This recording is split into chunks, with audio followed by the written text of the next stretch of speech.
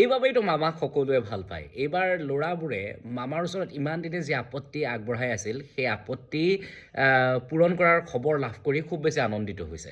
মুখ্যমন্ত্ৰী ডক্টৰ হিমন্ত বিশ্ব শৰ্মাই কেৱল ছোৱালী বা মহিলাসকলৰ বাবেই নহয়, এইবাৰ পুৰুষসকলৰ বাবে, বিশেষকৈ যুৱকসকলৰ বাবে বা ল'ৰাসকলৰ বাবেও এটা আঁচনি আনিছে আৰু আজি বছৰৰ প্ৰথম দিনটোত তেওঁ সামাজিক মাধ্যমৰ জৰিয়তে এই কথা ঘোষণা কৰিছে।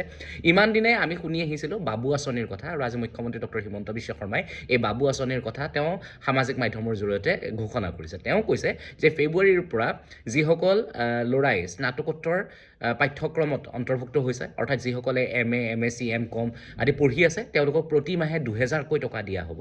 আৰু যিসকলে গ্ৰেজুৱেশ্যন কৰি আছে, অৰ্থাৎ BA কৰি আছে, BSc কৰি আছে, BCom কৰি আছে, তেওঁলোকক প্ৰতি মাহে ১০০০ টকাকৈ দিয়া হ'ব।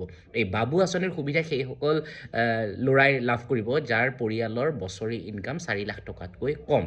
ইমান দিনে মামা যেতিয়াই বিভিন্ন ঠাইলৈ যায়, মুখ্যমন্ত্ৰী ডক্টৰ হিমন্ত বিশ্ব শৰ্মা যেতিয়া বিভিন্ন ঠাইলৈ যায়, ল'ৰাবোৰে প্ৰায়ে কয় যে মামা আমাৰ বাবেও আঁচনিৰ প্ৰয়োজন, আমাকো কিবা এটা দিয়ক, ছোৱালীবোৰক সদায় সুবিধা দিয়ে, ছোৱালীবোৰৰ বাবে বা ভাগিনীসকলৰ বাবেহে আপুনি আঁচনি আনিছিলে, বিশেষকৈ নিযুত মইনা আঁচনি অহাৰ পিছত। আৰু আমি সংবাদ মাধ্যমত সেই খবৰবোৰ খুব পাই আছিলোঁ। আৰু আজি মুখ্যমন্ত্ৰী ডক্টৰ হিমন্ত বিশ্ব শৰ্মাই খুব সুন্দৰভাৱে এই কথা ঘোষণা কৰিছে।